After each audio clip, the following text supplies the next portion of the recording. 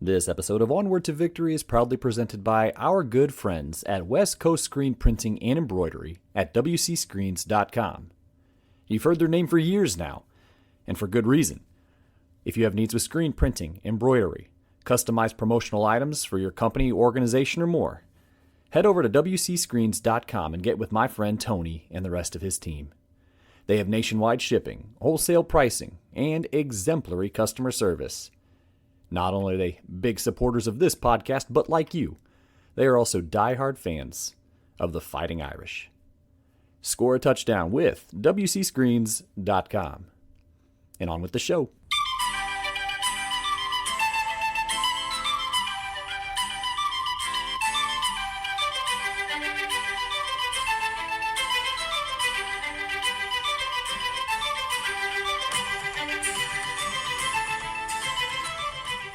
Today on Onward to Victory, I'll be doing an overview of the Irish Potato Famine, perhaps one of the most harrowing events of the 19th century.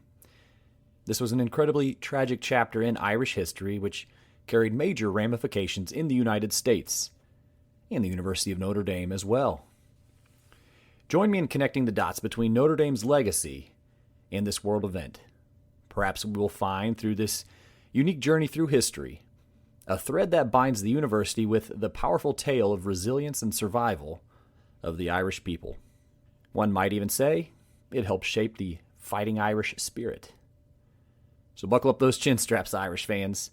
This is Onward to Victory.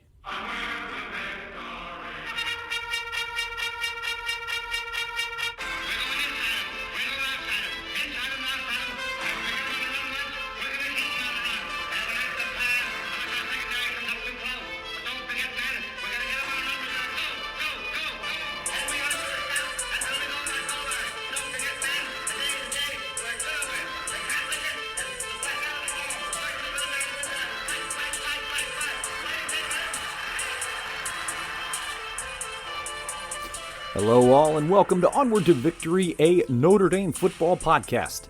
My name is Alex Painter, and welcome to Chapter 93 of this humble podcast. Folks, I really hope you stick around for this one. We won't really cover football in a traditional manner, as you may be accustomed to on the show, but hopefully I am successful in threading this needle in a manner that connects this catastrophe of global proportions to a way that is deep and personal to the University of Notre Dame, and in particular, of course, her football team. I've been talking about this episode for quite some time, actually, so I am really excited to have the opportunity to share some of my perspective and research on it. A little bit of a labor of love, as it traditionally is around here, I will attempt to sift through the tons that has been written about the potato famine and spin something of a narrative with hopefully some much-needed context on the side as well. I have mentioned this a few times over the years. I am currently writing a biography for Louis Salmon, who was Notre Dame's first All-American around the turn of the 20th century. I won't spoil too much about Lou right now, though I am really excited for this work to see the light of day, but I ended up doing quite a bit of digging on the famine during this, for Lou himself was a second-generation Irish immigrant, whose grandmother and father fled Ireland in the 1850s, aboard a mail ship. At any rate, a couple housekeeping items before we go in. First, I hope you had an opportunity to listen to episode 92, released a little bit earlier this month. It was about Notre Dame head coach in 1900-1901, Pat O'Day. O'Day was an absolute college football star at the University of Wisconsin, where he was an All-American fullback, kicker, and punter. Given his Australian roots and his time spent down under, so to speak, playing Australian rules football, his nickname was the Kangaroo Kicker. 70-plus yard dropped field goals and 80-plus yard punts were commonplace for O'Day at Wisconsin. At the time, folks had never witnessed such a kicker or punter in football history. But fresh off his college playing days, he actually commandeered the University of Notre Dame's football team, where they actually experienced some really successful seasons. However, O'Day had a sordid end in South Bend, bounced around the coaching ranks for a couple more seasons, practiced some law, likely stole a bunch of money from somebody, and then absolutely vanished without a trace for decades. He resurrected, so to speak, and soon found tons of fame as an early star in the college football world. So go check it out. I think it's worth every minute. Hopefully I did a decent job of selling it. Also, a sincere acknowledgement of the show's financial sponsors. We call them the Consensus All-Americans. These folks have either contributed significantly in the past or are currently donating to the show's efforts, and they are Dr. Jeremy Scarlett of Whitefish Bay, Wisconsin, Brad Glazier of Williamsburg, Indiana, author and writer Will Fuller of Warren, Ohio, Andy Nickel of South Bend, Indiana, and Michael Finan of Rutherford, New Jersey. If you yourself would like to chip in and make the prestigious muster roll of the Consensus All-Americans, please visit paypal.me/onwardtovictory if you're interested in a one-time donation, or patreon.com/onwardtovictorypodcast for a monthly contribution. Thank you all, and of course I'd be remiss not to mention that this show is powered by West Coast Screen Printing and Embroidery at wcscreens.com. So please jump over to them with any screen printing, embroidery needs for you, your organization, your company, whatever it might be. They also specialize in promotional items. So make sure you head over to wcscreens.com and connect with Tony and the rest of his team. Also, this podcast is now sponsored by Augie's Locker Room in South Bend, the premier shop for Notre Dame memorabilia and gifts. No trip to campus would be complete without a stop at my good pal Augie's. One-of-a-kind items, gifts, and relics. He's even dedicating some space for museum-like exhibits. It's just too cool. Now they're at a new location at 1733 North Ironwood Drive, which is just a stone's throw from the old location. But it's the same Augie that you know and love. Augie's Locker Room. So before we begin the narrative on the famine, how about a little football story, since we won't really be talking about it a ton on this football podcast, during this episode anyway. I'd like to point out a game that perhaps some in the listening audience may remember. In 1997, when Notre Dame traveled cross-country to play the then number 19 Stanford University, the Stanford Marching Band made national headlines when, at an attempt at humor, the Leland Stanford Junior University Marching Band, that is a bit of a mouthful, as the band is called, put forth a parody skit which depicted the Irish Potato Famine, featuring a character called Seamus O'Hungry.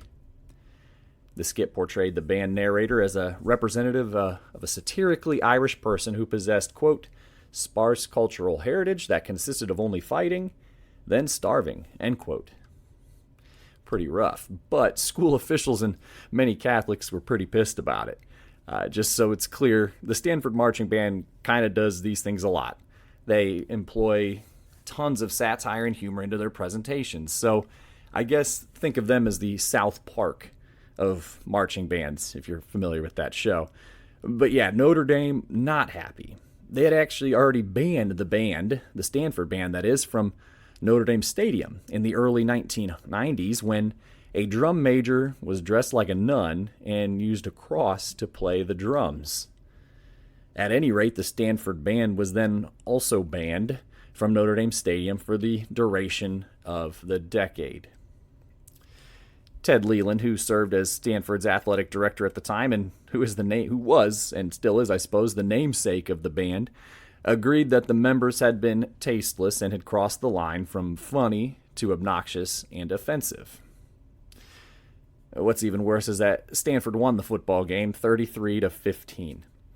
So that was nearly 3 decades ago, but you know or are reminded that this thing was brought up in this manner then not too terribly long ago. So the famine. As a quick preamble, some of the content today can be pretty upsetting, as history tends to be quite frequently. Though we will be mostly discussing the mid-1800s, do remember, though, that the threat of starvation is still something prevalent in many parts of our world today. But at any rate, let's establish a timeline here. So the potato famine occurred from 1845 through 1852 predominantly. It was triggered by a potato blight that absolutely decimated the primary staple crop of the country, which we will talk about soon here, but the famine resulted in widespread starvation, disease, and death. But let's talk about the potato to the Irish first. If you do much digging on the famine, you will find a consensus between historians that nowhere else in Europe did a population rely so heavily on the potato for sustenance. Get a load of this one, though. The average Irish adult male consumed between 12 to 14 pounds of potato each day. Per day, 12 to 14 pounds. Stunningly, he and the rest of his family consumed upwards to 250 pounds of potato each week. And this was the reality for a full 2/3 of Irish society. Less in the larger towns, as we'll discuss, but in the Irish countryside, you lived and died on the potato. So even the livestock subsisted on potatoes. So a famine or a blight would mean that the country was in this unique and very unfortunate position to get absolutely wiped out. But until 1845, there had been no blight. And I am so far from a scientist, but here you go. Podology is the study of the soil. A podologist, not to be confused with a podiatrist, named Redcliffe Salomon, once wrote that, quote, the blend of richness and friability of Irish soil proved particularly suitable for potato growing, end quote. Friability, if I understand correctly, again, not as an ag person, but is how easily the soil breaks down. Someone come get me if this is a little too simple, but the point is, potatoes had very little trouble growing in Ireland. According to research done by famine historian Noel Cassane, quote, in the 60 years before the famine, the population doubled in Ireland from 4 million to 8 million. And this expansion was made possible only by the potato. An acre of ground could produce enough potatoes for a family for most of the year, end quote. So let that one sink in. 1 acre. And we know now how many, I should say, potatoes an average family ate. So you could really pack in quite a crop in fairly little space. But suddenly in 1845, during the harvest, there were echoes along the Irish countryside, which again about 90% of Irish lived in, by the way, of black potatoes. Rotten potatoes. Many folks were skeptical when the rumors first began to ruminate. Skepticism soon turned into full-blown panic as farmers went to their fields and discovered that their crops had nearly completely rotted out. A terror ensued when these same farmers went to their formerly vast potato stores and found that they too had nearly completely rotted away and could not be eaten. Once more, don't forget just how much these folks relied on this crop. But during the first year of the famine, about 1/2 of the potatoes were rotten. And during the subsequent 7 years, that number rose to 75%. It was a catastrophe, and it didn't take long for starvation. And that was the reality, and it quickly set in for hundreds of thousands of Irish.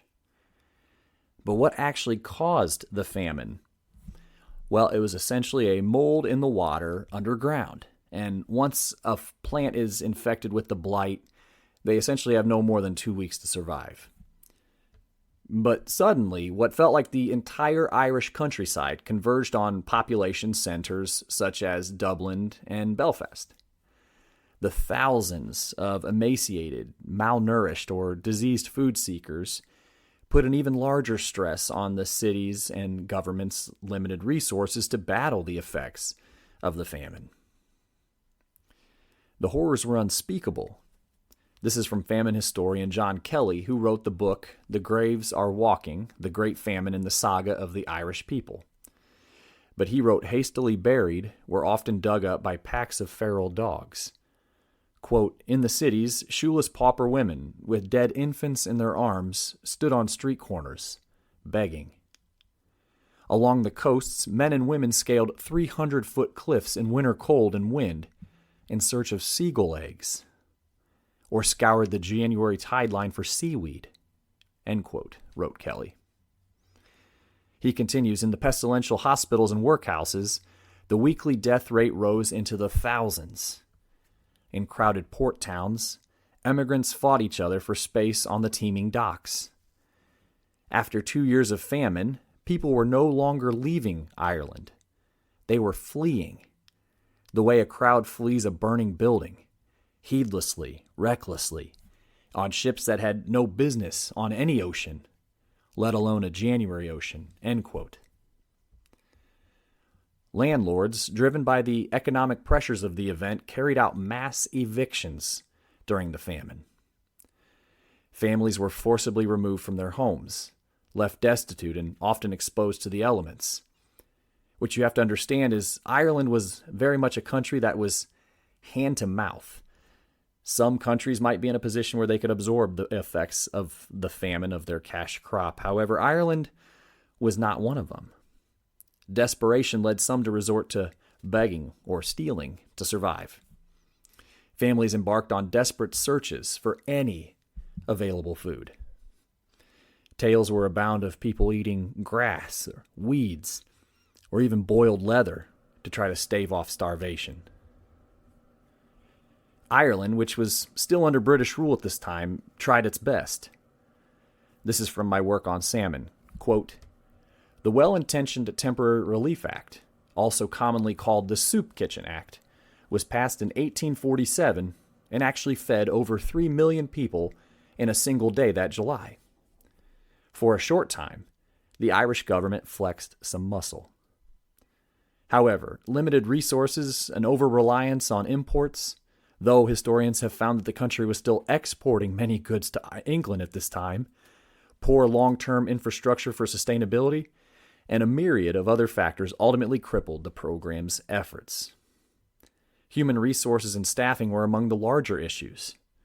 Working with the desperately hungry in the soup kitchens was often an unsafe environment for the relief workers. One relief worker recalled, quote, placed in the midst of a starving population, the relief workers are unable to supply with enough even to support nature. They are liable to continue charges of unfairness, partiality, indifference, or want of judgment.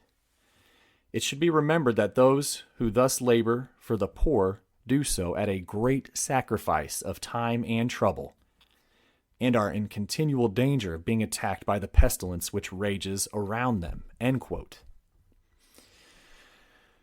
There were other relief efforts from around the world, such as from the Quakers, also known as the Society of Friends.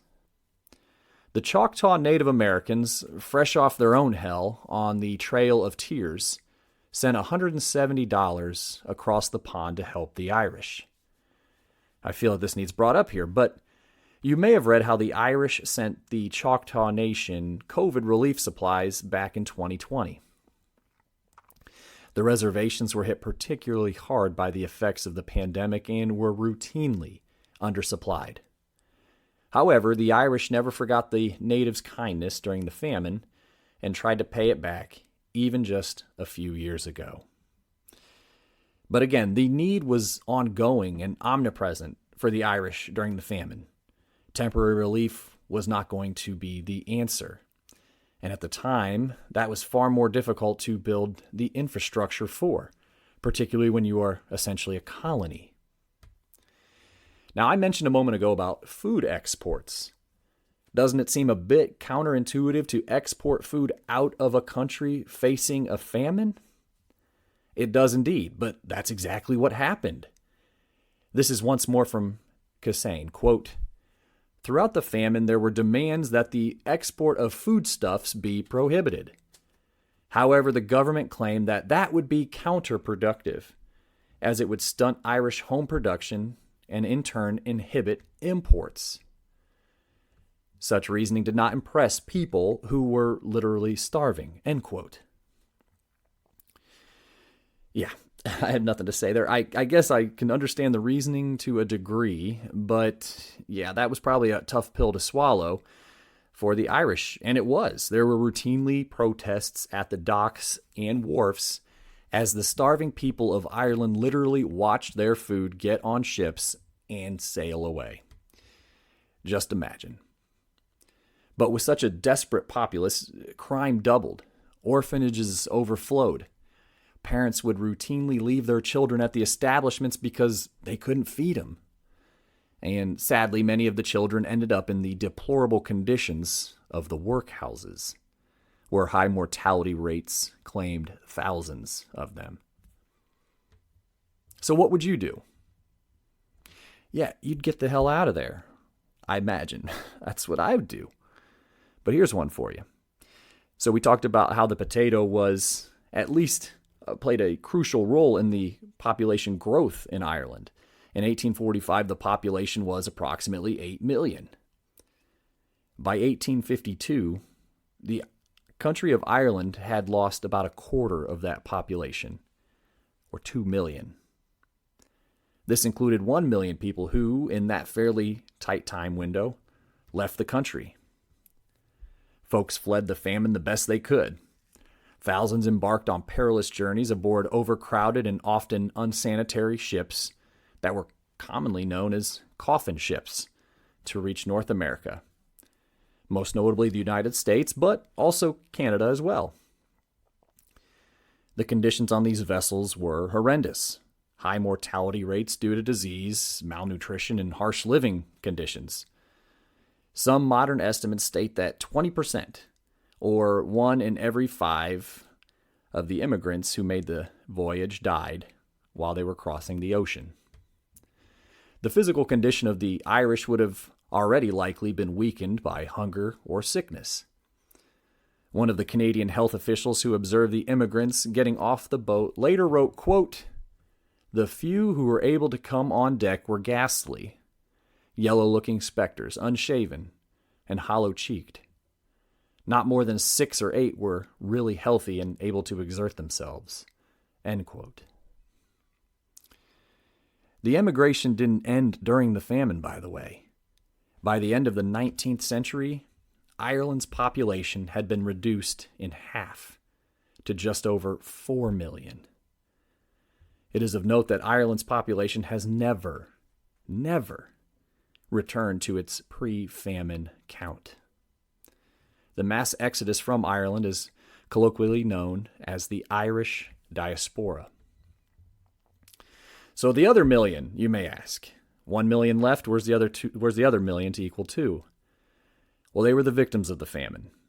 The famine killed no fewer than 1 million people. So 1 in 8, if you will, of Ireland's pre-famine population. So A to Z, this was just plain awful. But it manages to get worse for many when they reached their new homes. So the question still remains here. What of those who made it to America? Daniel Mulhall, who formerly served as the ambassador of Ireland to the United States, stated the following on his blog, quote, "The Irish met with resistance from nativist movements in a country that had hitherto been populated primarily by people of British stock. Irish newcomers, with their poverty and their Catholicism, were seen as a threat to the established order. In 1844, there were deadly riots in Philadelphia during which lives were lost and Catholic churches were burned. The Order of the Star-Spangled Banner was founded in 1850. It later became known as the Know-Nothings, and eventually the American Party, which was anti-Catholic and hostile to immigrants, especially the Irish. After some initial electoral success, this political movement fizzled out as divisions about race took center stage. Again, this is before the Civil War. But this led to the Civil War, in which the Irish immigrants fought bravely and thus became part of the fabric of modern America, contributing to and benefiting from America's economic transformation in the closing decades of the 19th century." End quote. But let's think about it in terms of the University of Notre Dame. What does all of this mean? What does this catastrophic event have to do with the school that was carved into the Indiana wilderness in 1842? Well, you know what's always been interesting about the school? Father Soren, as we've discussed a number of times on this show, was French. Yes, indeed. French as in he hailed from France. Notre Dame has a French founder, a distinctly French founding, a French name even. Notre Dame du Lac is French for Our Lady of the Lake. The university shares its name with perhaps one of the most famous cathedrals in the entire world, which is, of course, in Paris, France. But it bears repeating, despite this distinctly French founding, the University of Notre Dame and her athletic teams are, of course, synonymous with the Irish. Notre Dame was founded in late 1842. Just 3 years later, the potato blight hit Ireland. The Irish diaspora shaped the student population of the university for the next several decades. Though Father Soren was meticulous in taking all comers to the university, this included Protestants and even an occasional international student when he could swing it, first and second generation Irish immigrants flocked to the school between the 1840s through the end of the century. Many of the new Americans, which is to say the Irish immigrants, were perceptive enough that they saw education as a conduit to steadily improve their station and their standard of life as the generations marched on. As a Catholic institution, which of course Notre Dame was and still is, obviously the overwhelming majority of Irish immigrants were Catholic, and it essentially sent out a homing beacon for many of these immigrant families. But a really quick explanation on what made the Irish immigrants at this time much more likely to go to colleges such as Notre Dame. And I'm going to paint with a broad brush here, but this still rings true. Broadly speaking, that is. Yes, there were thousands of Irish immigrants during the 19th century, and tons of German immigrants as well.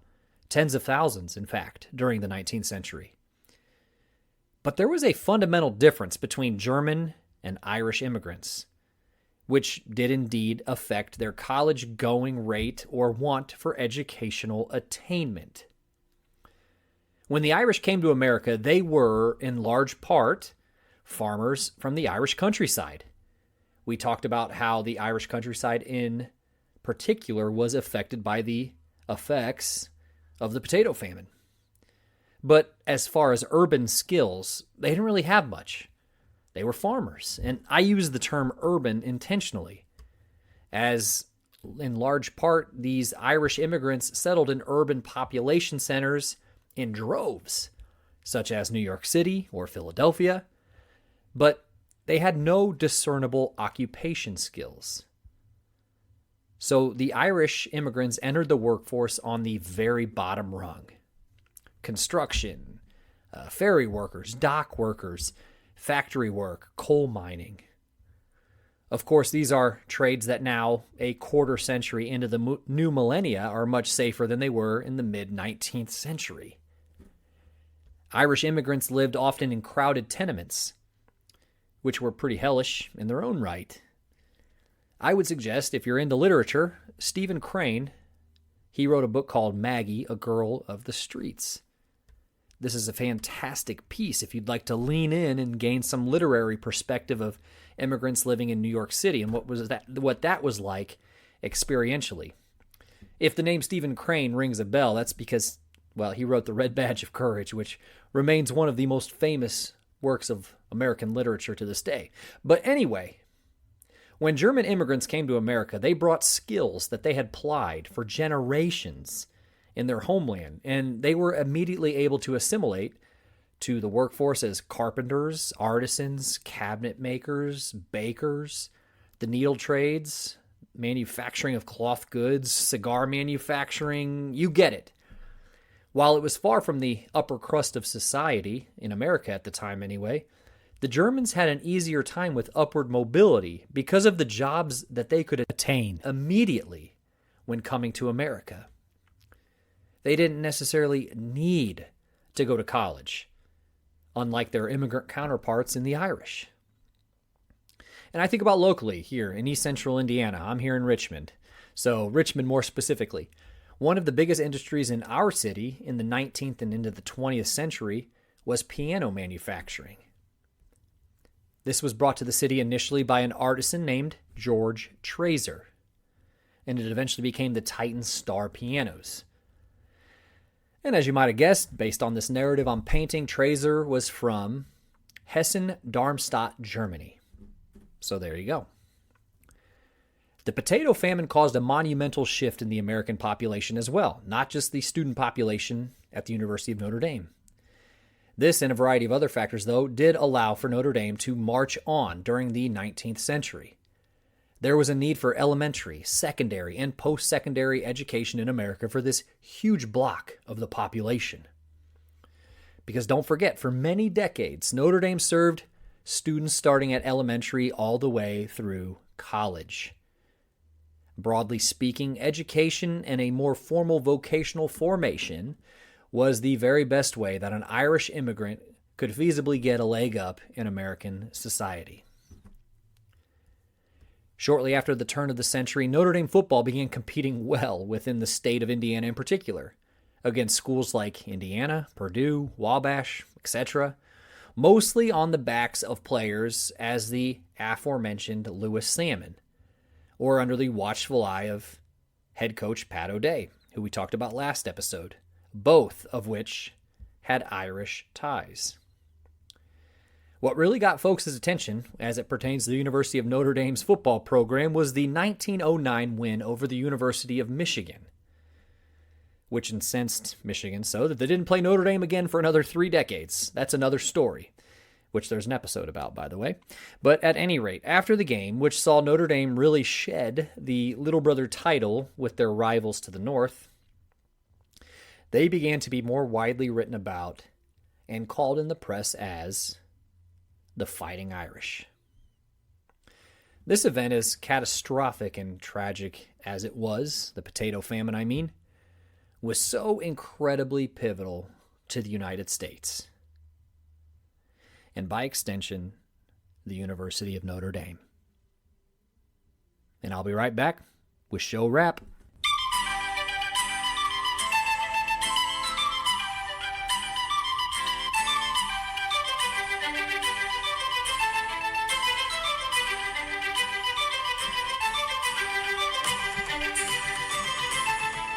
Well, I'm pretty sure that was fun. I hope you had a good time.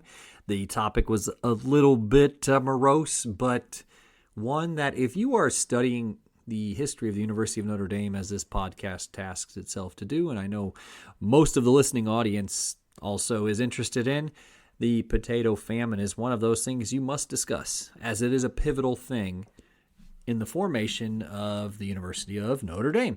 So I hope you really did enjoy that. If not anything else, hopefully it's a little bit informative and provide a little bit of context to your pre-existing knowledge of the university. So I just wanted to remind folks once more that this podcast is sponsored by our friends at West Coast Screen Printing and Embroidery at wcscreens.com. Whether you're looking for t-shirts, hoodies, or other promotional items, hit up West Coast Screen Printing and Embroidery at wcscreens.com. They are incredible. We've used them before as a show, and other places like Augie's Locker Room has used their products as well. And speaking of, Augie's Locker Room is also sponsoring this show. Don't forget, Augie has moved to a new location. So yes, that's right. New location, same smiling Augie. 1733 North Ironwood Drive. Can't miss them. Next time you're in town, make sure you visit them. And again, make sure you visit wcscreens.com for any needs in that area. If you'd like to connect with the show on a more meaningful basis, please head over to the Facebook page, Onward to Victory, a Notre Dame football podcast on Facebook. Easy to find. If you'd like to send the show an email, it's onwardtovictorypodcast@gmail.com. Hey, and if you discover this podcast for one reason or another, please feel free to send me a message in that email inbox.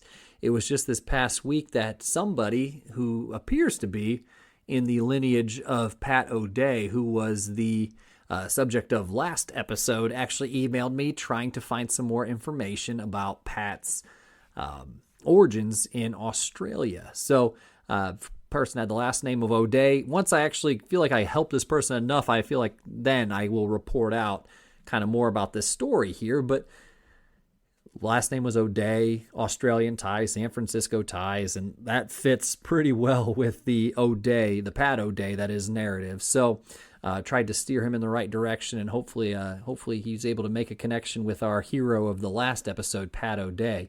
But if you would like to connect with the show, Onward to Victory Podcast at gmail.com. Don't hesitate to reach out.